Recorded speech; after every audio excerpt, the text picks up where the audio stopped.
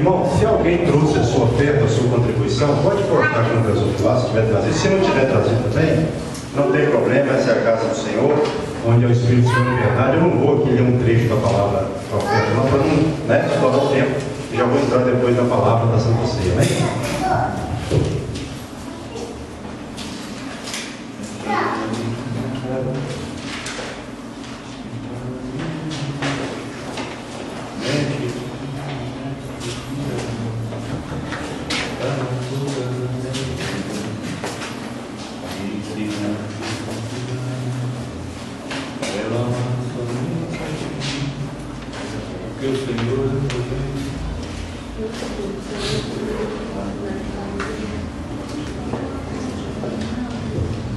Glória a Deus. Deus abençoe, né? A todos e nunca nos deixe faltar. Amém. O necessário, né? Irmão, vamos para Lucas, Evangelho segundo São Lucas, capítulo 23. Vamos meditar aqui a partir do versículo 33. Enquanto você acha, já vou orando, e depois a gente vai para a leitura do trecho. Senhor, nosso Deus e Pai, te agradeço mais uma vez por mais um dia, mais um domingo, meu Pai, de Santa Ceia, onde o Senhor tem nos abençoado, tem nos perdoado os pecados. E hoje é o dia do perdão para nós, para o dia da Santa Ceia, da reflexão dos nossos pecados. Eu louvo-te por isso. Pai, usa-me conforme a tua vontade, a tua palavra, para que a igreja continue sendo edificada pela pregação da palavra oficial da noite, em nome de Jesus. Amém. E graças a Deus. Lucas 23, verso 33. Se você puder ficar de pé, amém. Se não, pode ficar sentado, se tiver com criança no colo, não tem problema não, estou na pé para mim, não tem problema não. Então, Lucas 23, 33 em diante diz assim: quando chegaram ao lugar chamado Calvário, ali o crucificaram, bem como aos malfeitores, uma à direita, outra à esquerda. Contudo, Jesus dizia: Pai, perdoa-lhes, porque não sabem o que fazem. Então, repartindo as vestes dele, lançaram sortes.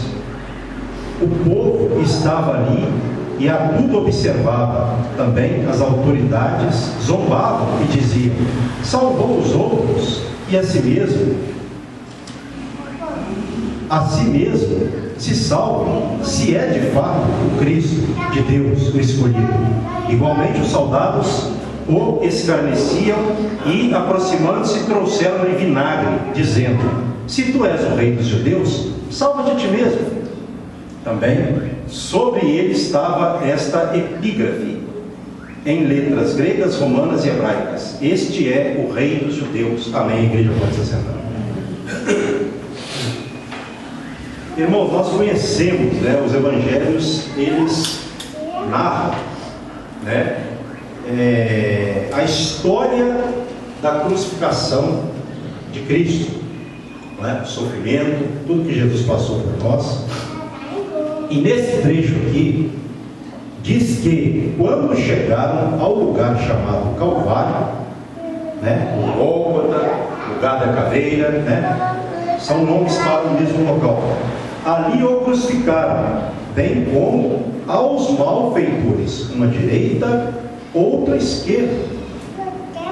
E o interessante aqui é nós observarmos que Jesus, ele dizia, como está escrito no verso 34, Pai, perdoa-os, porque não sabem o que fazem. Então, repartindo as vestes dele, lançaram sortes. Em meio a toda aquela zombaria, crucificação, humilhação, Jesus ainda assim orou a Deus, pedindo a Deus que perdoasse aqueles homens, porque eles não sabiam o que estavam fazendo. Irmãos, é o que nós aprendemos. Jesus, nem no momento mais difícil ali, em que ele estava sofrendo, sangue escorrendo pelo seu corpo, crucificado, nem naquele momento ele revidou. Ele deixou de ser o Cristo. O que ele pregou, o que ele ensinou, ele não foi hipócrita, ele fez. Até nesse momento foi tão difícil, ele deu testemunho. E ele mesmo disse que nós devemos amar os inimigos e devemos orar por aqueles que nos perseguem. Ele fez isso. Palavras antes da crucificação, que ele nesse momento duro, severo, brutal, cruel, deu testemunho, não é? E fez o que ele ensinou. Os hipócritas de sua época falavam, diziam, mas não faziam. Ensinavam, mas não faziam o que ensinavam. Jesus não. O que ele falou, ele fez. Então, Jesus é o nosso Senhor, a quem nós devemos seguir seu exemplo de vida, seu testemunho, não é? E aí fala no verso 34 que eles repartiram as vestes de Jesus. Olha só. E aí, quando chegou ali na túnica, quando eles viram a túnica, eles viram que era uma peça sem costura, não é? É uma peça valiosa, que provavelmente também não tinha como se rasgar normalmente ali, né, com as mãos, facilmente como eles rasgaram as vestes. Então, eles lançaram sortes para ver com quem ficaria a túnica de Jesus. Versículo 35. O povo estava ali e a tudo observava. O povo observando tudo que estava acontecendo. Também as autoridades zombavam e diziam: salvou os outros, a si mesmo se salva, se é de fato o Cristo de Deus o escolhido. E essas pessoas, elas eram carnais, não é? E aqui fala o trecho que eram as autoridades que estavam zombando dele, sendo que ele havia vindo para aquele momento. Tudo tinha que se cumprir cabalmente. Ele não se opôs e nem assim podia fazer isso, né? Se opôs ao momento para o qual ele veio. Então Jesus foi como uma ovelha muda, cordeiro manso. Exatamente. Ele não falou, foi zombado, escarnecido, humilhado, e ele soube passar pela sua humilhação. Isso é um exemplo para nós, porque às vezes também nós passamos por momentos difíceis e a tendência nossa é o quê? Querer revidar logo de cara. A nossa tendência é carnal, mas aí nós temos que estar nos lembrando de Jesus. Ele foi como estava escrito acerca dele, cumprindo tudo que o Pai o havia mandado fazer, missão, não é? Então ele foi ali escarnecido. As pessoas com certeza com isso estavam tentando o quê? Irritá-lo, provocá-lo, mas ele sofreu calado, não é? Verso 36. Igualmente os soldados o escarneciam e, aproximando-se, trouxeram-lhe vinagre, dizendo: se tu és o rei dos judeus, salva-te a ti mesmo. Esse vinagre, ele era um vinho misturado. Lá em Mateus fala que era vinho com fel, não é? Mas era um tipo de vinho ali que funcionava para tirar a dor, amenizar o sofrimento, não é? E a pessoa ali não ficar totalmente consciente, para que o sofrimento fosse amenizado. Lá em João fala que ele tomou, se não me falha a memória, né?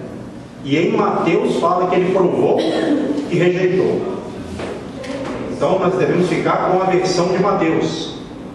Ele provou, né? Ele chegou a molhar os lábios, mas ele rejeitou. Por que ele rejeitou? Porque ele queria fazer um sacrifício perfeito e consciente até o final. ele não queria sedativo, ele não queria nada que interferisse no seu sofrimento, porque ele veio para isso. Olha que coisa interessante, né? Jesus não aceitou algo que fosse ali amenizar o seu sofrimento, porque tudo que estava escrito acerca dele tinha que se cumprir, e ele estava consciente. Então ele não queria perder a consciência, não queria bebida que fizesse ele perder a consciência ou ter menos dor, não. Ele queria ter a dor necessária de Deus. Ele aceitou, pastor. Exatamente. E na verdade, irmãos, ele não aceitou derrota, porque hoje tem uma palavra no nosso meio aí que, se você aceita isso, você aceita a derrota, o fracasso não. É lógico que isso aqui não é uma base para você aceitar qualquer tipo de perseguição sem fazer nada, não é a questão.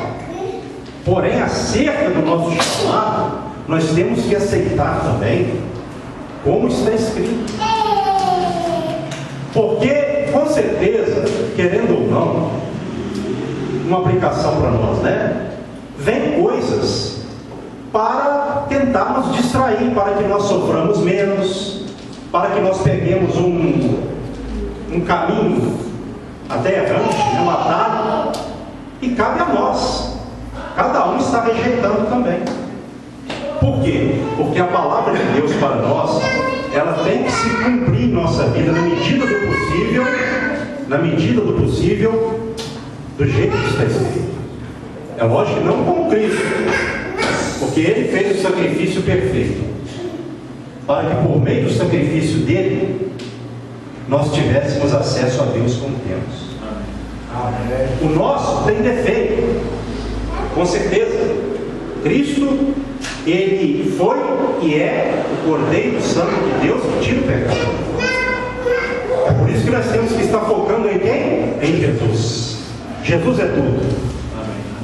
Não se diz por aí, com Jesus tudo, sem Jesus nada. Então tudo isso tem que ter em mente.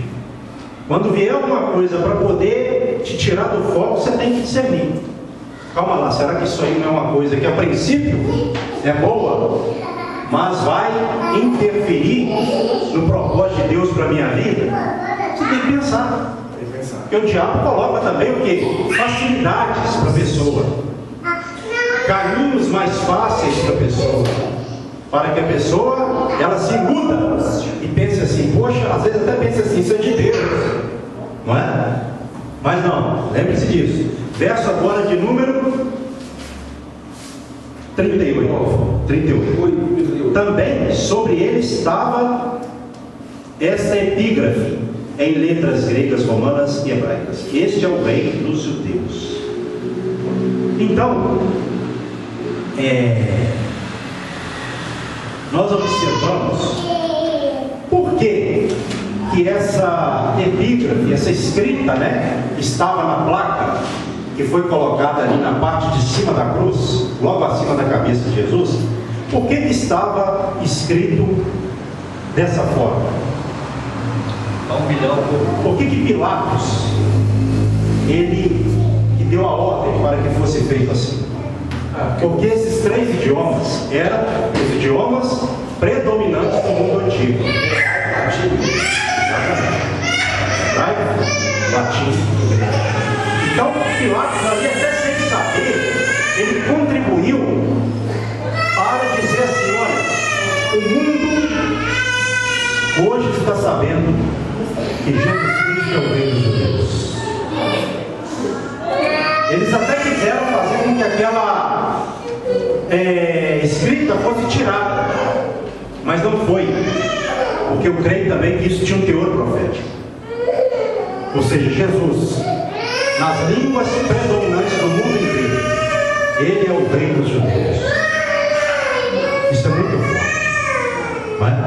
Então já era um prenúncio de que o evangelho seria pregado em todo o mundo. O que para aquelas autoridades foi uma derrocada, Jesus foi morto, humilhado, para ele foi exaltação. Aquilo ali estava se cumprindo para que o mundo soubesse que o Filho de Deus veio ao mundo para morrer, para e para salvar todo aquele que vive. Amém.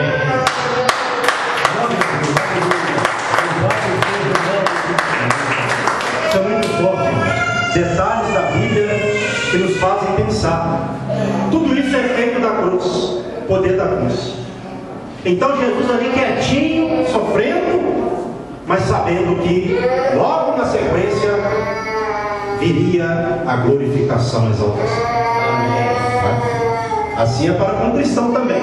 Hoje é tempo de mais sofrimento do que alegria, em muitos momentos, mas vai chegar o tempo da alegria eterna. Então, versículo 39, vamos continuar, não perdemos tempo. 39. Um dos malfeitores crucificados blasfemava contra ele, dizendo: não és tu o Cristo? Salva-te a ti mesmo e a nós também. Respondendo-lhe, porém, o outro repreendeu-o, dizendo: nem ao menos temes a Deus, estando sob igual sentença? Nós, na verdade, com justiça, porque recebemos o castigo que nossos atos merecem, mas este nenhum mal fez. E acrescentou: Jesus, lembra-te de mim quando vieres no teu reino.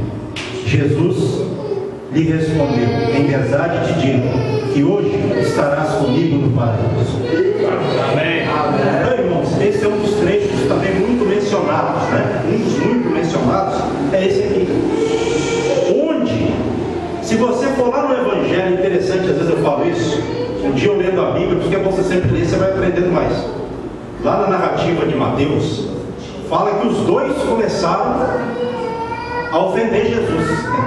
Aqui não fala, parece que é só em Mateus que está esse detalhe.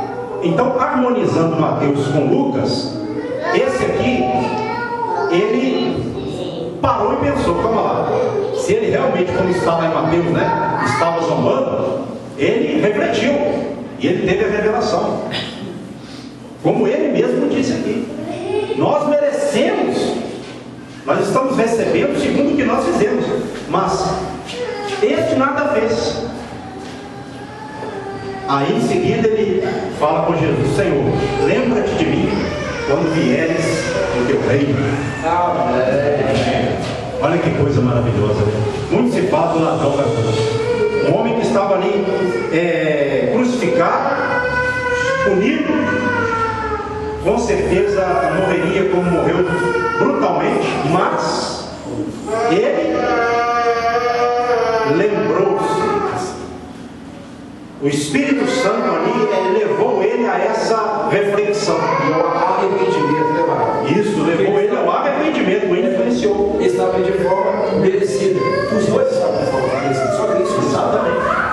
Olha só, então ele saiu da condenação do fogo eterno e foi naquele mesmo dia para o paraíso. Pastor, o que é o paraíso? Quando você vai lá para aquele trecho onde está lá na carta aos Coríntios, capítulo 12, não é? Deixa eu ver se eu tenho aqui uma referência. Se é a primeira carta aos Coríntios, não tenho não, mas deixa eu dar uma olhada lá. É a segunda carta aos Coríntios, capítulo 12. Então, lá nesse trecho fala do espinho na carne, né? E tal. E Paulo, ele fala que conheceu um homem que, se no corpo ou fora do corpo, ele não sabia, que foi ao terceiro céu e viu coisas inefáveis que ao homem não se pode falar. E esse terceiro céu é o paraíso lá realmente, no versículo. Olha só o que Paulo disse. Talvez esse homem fosse ele mesmo, provavelmente, que foi arrebatado até o terceiro céu e teve uma visão de coisas que ele não podia falar aos homens, de tão maravilhosas que eram essas coisas e que são. Aí quando você vai lá para a primeira carta enviada ao anjo da igreja de Éfeso, Apocalipse, lá no finalzinho, tem uma promessa para os que vencerem pela fé, os que dão ouvidos ao que o Espírito diz às igrejas. O Senhor fez essa essa promessa: Ele vai dar de comer da árvore da vida que está no paraíso de Deus. Amém. Amém. Então Deus tem um paraíso para nós. Você vai encontrar pessoas dizendo que a pessoa morre e não vai direto para o paraíso, mas a Bíblia diz que sim, tem essa base. Então o que foi perdido, Jesus restituiu. E até ali, momentos antes dele morrer, ele já levou um homem, ou melhor dizendo, ele disse que levaria um homem logo na sequência para o paraíso. Que coisa maravilhosa isso, não é? Nós sabemos que lá atrás foi perdido o primeiro projeto, mas em Cristo foi tudo restituído. Então Deus tem um paraíso para nós. Como Ele salvou esse homem, porque esse homem reconheceu quem Jesus era ali, na agonia da cruz. E todos que reconhecem a Cristo, a promessa é o paraíso. O paraíso eterno, o lugar de maravilhas, o lugar de coisas tão maravilhosas que, como disse Paulo, o homem humano não pode saber. Aquilo que os nossos ouvidos não ouviram, os nossos olhos não viram, e nunca subiu ao nosso coração, essas são as coisas que Deus tem preparado para aqueles que o amam. É maravilhoso, coisas que nós jamais imaginamos, que a mente humana, de tão maravilhosas que são essas coisas, a mente humana ela não pode precisar. E Paulo disse que não podia falar. Olha só dessa forma já dá para ter uma noção do que Deus tem preparado para nós. Não é? Maravilhoso. Verso 44, vamos andar. Verso 44. Já era quase a hora sexta, e escurecendo-se o sol, houve trevas sobre toda a terra até a hora nona. E rasgou-se pelo meio o véu do santuário. Então Jesus clamou em alta voz: Pai, nas tuas mãos entrego o meu espírito. E dito isto, expirou, morreu, né? Vendo o centurião o que tinha acontecido, deu glória a Deus, dizendo: verdadeiramente este homem era justo. E todas as multidões reunidas para este espetáculo, vendo o que havia acontecido, retiraram-se a lamentar, batendo nos peitos. Entretanto, todos os conhecidos de Jesus e as mulheres que o tinham seguido desde a Galileia permaneceram a contemplar de longe estas coisas. Então, eles foram acompanhando essas coisas. Mas o que eu quero destacar aqui, houve trevas, né? Isso aqui é importante, não é isso que eu quero enfatizar aqui, mas houve trevas sobre toda a terra, sobre toda aquela região da Palestina, não sobre todo o mundo, né? Com certeza. Da hora sexta, houve, como está aqui, já era quase a hora sexta, e escurecendo-se o sol, houve trevas sobre toda a terra até a hora nona, ou seja, até o momento em que Jesus morreu, do meio-dia até as 3 horas da tarde. Escureceu, quer dizer, mais uma manifestação fenomenal de que aquilo era um espetáculo diferente de todos os outros, uma manifestação do céu. Escureceu, uma coisa que não era normal, e não é normal, uma resposta de Deus, não é? E aí, outra coisa interessante, rasgou-se pelo meio o véu do santuário. Nós já falamos sobre isso aqui também, né? Então, o santuário ali tinha 2 véus, um que ficava na porta para a entrada no lugar santo, e o outro véu que separava o lugar santo dos santos santos, onde ficava a Arca da Aliança. O sumo sacerdote entrava uma vez por ano para fazer expiação por ele, né? Pelo tabernáculo, né? Ou pelo templo, no caso que era o templo, né? Pelo templo e pelo povo, não é? Então, esse véu sendo rasgado de alto a baixo, isso significava e significa que você Vocês sabem?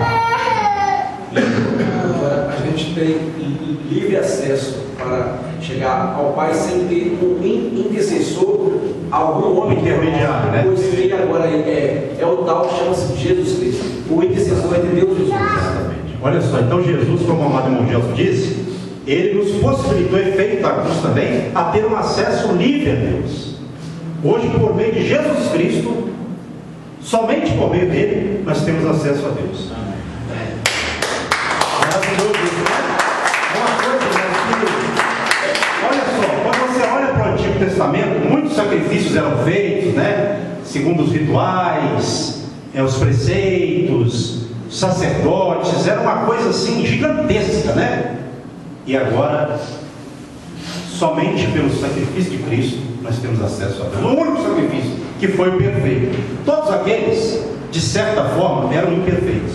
O de Cristo veio para fechar o tempo dos sacrifícios, sendo Ele mesmo o sacrifício perfeito que leva o homem a Deus. Amém. Isso é maravilhoso, né? Vamos andar. Verso 46. E aí Jesus morreu. Ele clamou em alta voz, né? Pai, nas tuas mãos entrego o meu espírito. E dito isso, morreu, né? E aí fala do centurião, que eu queria focar mais aqui. Vendo o verso 47, o centurião, que tinha acontecido, olha só, esse homem que era um centurião, né? Ele vendo o que tinha ali acontecido, deu glória a Deus, dizendo: verdadeiramente este homem era justo. Então, segundo a tradição, esse homem, irmãos, ele se converteu e morreu como um mártir, segundo a tradição. E eu creio que sim, porque ele deu glória a Deus e disse: verdadeiramente este homem, ele era filho de Deus. Permite, pastor? Amém. Um centurião é como se fosse um capitão. E sobre o comando dele tinham 600 homens. Já pensou, esse homem se convertendo e 600 homens vendo? E esse homem foi o responsável pela execução de Jesus Cristo. Ele foi o responsável. Ele estava Isso, exatamente. Ele estava ali, né? Olha só como até aqui também ele já ganha outra alma. Outra alma. Porque ele disse, né? Esse homem verdadeiramente, Ele deu glória a Deus. não é? Era justo. Ele é o Filho de Deus. Então ele se converteu. E de acordo com essa menção aqui, ele abriu mão de tudo o que ele tinha, conforto, posição, para a grande revelação da salvação. Coisa maravilhosa, né? Isso aqui é um outro registro para nós de revelação de salvação. A pessoa que tem a revelação da salvação, naquele momento ela abre mão de tudo que for necessário, para entrar no reino de Deus. Só tem só uma dúvida, pastor. Amém? Amém. Esse centurião é o mesmo em que ele veio ao encontro de Cristo e falou com ele que o servo dele jazia enfermo e que era para ele somente dar uma ordem que ele seria curado. Esse é o mesmo ou é o outro centurião? Olha, eu confesso ao amado irmão que eu não sei se tem algum estudo que aponta para essa ligação. Mas eu acho que não. Mas a princípio não tem nada que mencione isso, ao meu ver, né? Mas pode ser, a gente não sabe, né? Pode ser que Ele creu também lá atrás, esse centurião creu em que Cristo tinha poder nas regiões celestes, que ele só ia dar uma palavra e que o servo dele seria há curado. uma grande possibilidade que aquele homem tenha se convertido, né? Aquele outro centurião também. Então, aí eu penso que é dois, então. Então, é por isso que eu acho que não é. Por quê? Porque aqui ele já tinha manifestado o poder de Deus dele. Ele viu, o outro não viu. Pode ser que sim. Aí eu penso que é mais de um, então. Exatamente. Então você vê que até pessoas importantes se converteram, nem todas, mas algumas se converteram. Amém. Obrigado. Amém. Versículo. Se você estudar na Bíblia, vai ver que são de cidades diferentes, né? Exatamente. Eu acho que sim. Versículo 48. E todas as multidões reunidas para este espetáculo, vendo o que havia acontecido, retiraram-se a lamentar, batendo nos peitos, quer dizer, sinal de angústia, que viram ali uma manifestação não normal, sobrenatural. Se fosse um hipócrita, ia acontecer o que aconteceu? Está lá registrado em Mateus que houve um terremoto, meus irmãos. Pessoas ressuscitaram e foram à cidade. Irmãos, aconteceram coisas altamente fenomenais e celestiais, espirituais, que só se a pessoa fosse incrédula mesma, como muitos preferiram continuar, não na incredulidade, creio eu, mas na hipocrisia, porque eles sabiam que Jesus Cristo era o Filho de Deus. Porém, muitas pessoas não quiseram aceitá-lo, pelo fato delas, naquele momento, terem escolhido a glória dos homens e não a glória de Deus. Permite uma pergunta rapidinho? Tem dúvida. Essas pessoas que foram ressuscitadas continuam vivendo aqui na terra? Essas pessoas que foram ressuscitadas, provavelmente, elas ressuscitaram e depois morreram de novo. Certo? Morreram de novo. Porque Jesus, ele é o primogênito dentre os mortos. Ou seja, ele é o primeiro da ressurreição dos mortos. Ele é a primícia dos que dormem. Né? Eu acho que provavelmente é isso aí. Amém. Então essas pessoas, elas lamentaram, angustiaram, né? Verso 49, ó. Entretanto, todos os conhecidos de Jesus e as mulheres que o tinham seguido desde Galiléia permaneceram a contemplar de longe essas coisas. Quer dizer, seguiram, né? Vendo essas coisas. Vamos agora finalizar. Verso 50. E eis que certo homem chamado José, membro do Sinédrio, homem bom e justo, que não tinha concordado com o desígnio e ação dos outros, não concordou com o que fizeram com Jesus no Sinédrio, decisão, né? Natural de Arimateia, cidade dos judeus, e que esperava o reino de Deus, tendo procurado a Pilatos, pediu-lhe o corpo de Jesus, e tirando-o do madeiro, envolveu-o num lenço ou num lençol de linho e o depositou num túmulo aberto em rocha, onde ainda ninguém havia sido sepultado. Era um dia da preparação e começava o sábado. As mulheres que tinham vindo da Galiléia com Jesus, seguindo, viram o túmulo e como o corpo fora ali depositado. Então se retiraram para preparar aromas e bálsamos, e no sábado descansaram, segundo o mandamento. Então aqui nós observamos que também uma outra pessoa, nós já vimos aqui a conversão do ladrão da cruz, do centurião e José de Arimateia, que já havia se convertido a Cristo. Quem era José de Arimateia? Ele era um membro do Sinédrio, importante, assim como Nicodemos também, que era um membro importante do Sinédrio, e os dois se converteram. Você vai para João 3, fala lá, né? É o encontro de Jesus à noite com Nicodemos. A história de Nicodemos mudou. Porque Jesus disse a Nicodemos: quem não nascer de novo não pode ver o reino de Deus. Se você for ver lá, ele fala numa linguagem de conversão, nascer da água do Espírito, não é? E Nicodemos entendeu também, assim, o José de Arimateia. Duas pessoas que participaram do sepultamento de Jesus, segundo a narrativa de João. Todos dois participaram. Eles se converteram. Aqui fala que José de Arimateia não concordou com a condenação de Jesus. Ele se opôs. Não é? Quer dizer, era um discípulo, né? Já era convertido, né? Então, diz aqui que ele depositou Jesus num túmulo aberto em rocha, onde ainda ninguém havia sido sepultado. Eu falei isso aqui há dias atrás, em Isaías 53.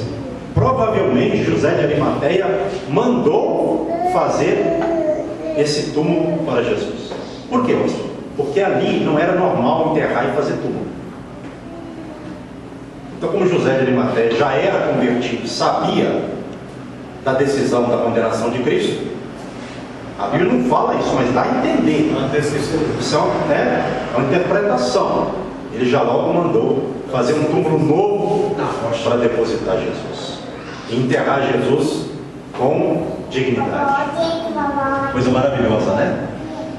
Então, fala aqui também que era o dia da preparação. Qual que era o dia da preparação? Sexta-feira. Se preparava na sexta, porque no sábado não podia fazer obra nenhuma. No sábado era o sábado de descanso. E no domingo que as pessoas foram até o túmulo. E aí tiveram o que diz a Bíblia, uma grande surpresa, né? Amém. Jesus não estava lá, ele já havia ressuscitado. Amém. Porque Cristo, ele morreu, como ele mesmo disse, ressuscitou ao terceiro dia, subiu aos céus, está sentado à direita de Deus Pai Todo-Poderoso, e de lá ele aguarda a ordem para Deus mandar ele que a terra nos buscar. E nós estamos esperando até hoje essa ordem de Deus, Jesus também. E quem crê nele, subirá com ele, Amém. será levado com ele, Amém. para a glória eterna. Isso é bíblico também, irmãos. Amém? Vou chamar o nosso amado evangelista Francisco. Amém. Tari, vira para nós aqui, por favor. E o nosso amado, eu posso dizer, né, irmãos, o nosso amado irmão Gelson, que é um cantor, é um operativo, vem aqui à frente, por favor, né? Porque nós somos um corpo de obreiros, um corpo operacional, né? Qual que é a ideia de Deus para a nossa igreja, como para outras também? De que todos operem no mesmo espírito, né? Sejam servos do Senhor, para estar servindo assim, cada um a seu irmão, amém? Nosso amado evangelista. Vou pedir ao evangelista que faça a oração aqui. Pode ficar aqui no centro, por favor. Ele vai consagrar esses elementos, o pão e o vinho, a Deus. De uma vez, irmãos, são elementos normais. Mas a partir do momento que nós oramos e consagramos, passam a ser elementos espirituais para a nossa salvação. Pai querido e Pai amado, estamos aqui na tua presença, Senhor. Amém. Nós necessitamos de Ti na nossa vida. O Senhor morreu por cada um de nós e nos deu essa grande vitória. Aleluia. Está aqui na frente, Pai, esse pão e esse vinho. E a partir do momento do toque da tua unção, esse pão vai se transformar no teu corpo. Aleluia. E esse vinho transformar no teu sangue. Para poder nós cearmos contigo. Porque o Senhor diz nessa palavra, Senhor. Nós precisamos e necessitamos de Ti na nossa vida. Toca, Pai, com a Tua mão poderosa. E unge cada elemento aqui nessa mesa. Que esse pão se transforme no Teu corpo e esse vinho se transforme no Teu sangue. Para poder nós nos purificar. E, Pai, eu te peço humildemente, em nome de Jesus. Amém. Glória a Deus. Pedir ao nosso amado evangelista Francisco que, irmãos, quem não é batizado, né? Nosso amado irmão Gelson, amém. Quem não é batizado, amém. Aguarde o batismo para estar sendo conosco. Agora, quem já é batizado, irmãos, é só pedir perdão e cear. Não tem essa, né? Porque tem pessoas que dizem isso, né? Ah, se você fez isso, você não pode. Irmãos, nós estamos aqui como pecadores. Santa Ceia é para pecador, não é para gente perfeita, né? Agora é lógico, devemos também pedir perdão e nos esforçar para não pecarmos mais, né? Tem essa questão também. Não é só peco intencionalmente. É o pecado acidental. Nós pecamos todos os meses e não pouco. Porém, nós temos que sempre estar lutando contra o pecado, para que o pecado não nos vença, não é? Porque se o pecado nos vencer, tornaremos servos do pecado. E aí, onde é? Agora você pode fazer sua oração, você que pegou o seu pão, o seu vinho, amém? Pode fazer sua reflexão. Lembre-se dos pecados que você, de todos que você se lembrava, que você cometeu, todos nós, vamos pedir perdão a Deus, né? E depois que nós fizermos isso, examinarmos a nossa própria vida, aí sim nós vamos comer do pão e do vinho para que comamos e bebamos para a nossa salvação e não para a nossa condenação. Porque quem come e bebe sem discernir o corpo de Cristo, come e bebe para a sua própria condenação. Então, a ceia tem efeitos de salvação, mas também de condenação. Para a pessoa que ceia sem discernir, sem o devido respeito, reverência, né? Vamos orar, Pai. Assim nós oramos a Ti neste momento, pedindo-te perdão dos nossos pecados, das nossas falhas, dos nossos erros. Ó Deus e Pai, Nós estamos aqui nesta noite para pedir perdão ao Senhor, cada um, por tudo que fizemos, ó Pai, seja por pensamentos, palavras, atos. Perdoa-nos, ó Pai, porque sabemos que quando pedimos perdão de todo o coração, não há pecado que fique de pé entre nós e o Senhor, ó Pai. Cai por terra todo pecado, para que o diabo não tenha do que nos acusar diante do Senhor, para que assim nós possamos não dar brecha para ele. Então esse é o dia do perdão, meu Pai, segundo a Tua palavra para nós. Pedimos-te perdão de todo o nosso coração, de todos os pecados, ó Pai, aquilo que falamos de repente que feriu algum irmão, aquilo que eu falei, meu Pai, aquilo que eu fiz, às vezes até de forma inconsciente, ó Pai, se houve alguma coisa do gênero, que o irmão ou a irmã, as pessoas possam me perdoar, ó Pai, em nome de Jesus Cristo. E assim, meu Deus, nós queremos participar da ceia para nós, como foi falado aqui, salvação, não para condenação, como Paulo disse aos Coríntios. Então, a Deus e Pai, em nome do Teu Filho amado Jesus Cristo, é que nós pedimos-te, ó Pai, perdão de todos os nossos pecados, ó Pai, porque cremos na purificação pelo sangue de Cristo e, ó Pai, pelo perdão concedido, pelo mandamento exercido, chamado, considerado por nós como Santa Ceia do Senhor. Em nome de Jesus, ó Pai, é que nós pedimos-te perdão de tudo, meu Pai, por tudo.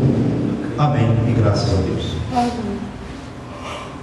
Quem já fez a sua oração, quem não fez, está na sua particularidade, não tem problemas. Quem já fez, erga um pouquinho o pão e diga assim: Senhor meu Deus, Senhor meu Deus, eu te agradeço, pelo Senhor ter enviado teu filho para padecer no seu corpo pelos nossos pecados na cruz do Calvário. Em nome de Jesus, quem orou com fé, coma do pão que simboliza o corpo de Cristo.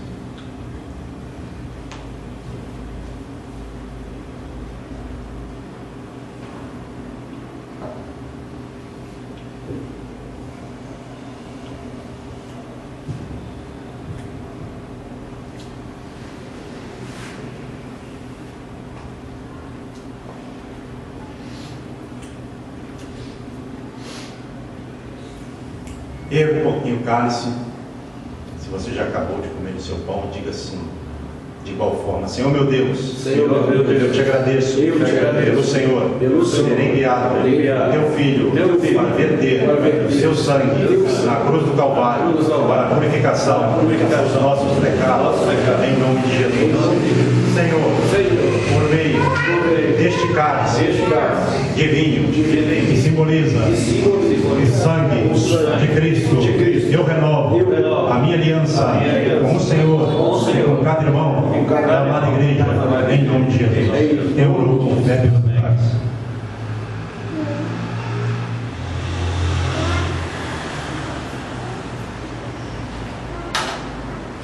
Glória a Deus. Amém? Bendito seja Deus. Graças a Deus por mais um dia, né? Que nós participamos de mais uma Santa Ceia. Irmãos, quantas pessoas não participam deste mandamento, que estão aí pelo mundo, fora das igrejas, né? E estão sem salvação. Santa Ceia é um mandamento, assim como o batismo é o outro mandamento para a salvação. Então quem não ceia, por não querer ceiar, tem pessoa que está na igreja, está aprendendo, vai ser preparado bem, mas que a pessoa que está no mundo, não tem contato, não quer aprender sobre isso, quer participar do corpo e do sangue de Cristo. Então a pessoa que não participa, porque não quer, deliberadamente, de espontânea vontade, do pão que simboliza o corpo, do vinho que simboliza o sangue, tem salvação para ela? É um mandamento. Uma coisa que Deus mandou fazer, não é uma sugestão, Ele mandou.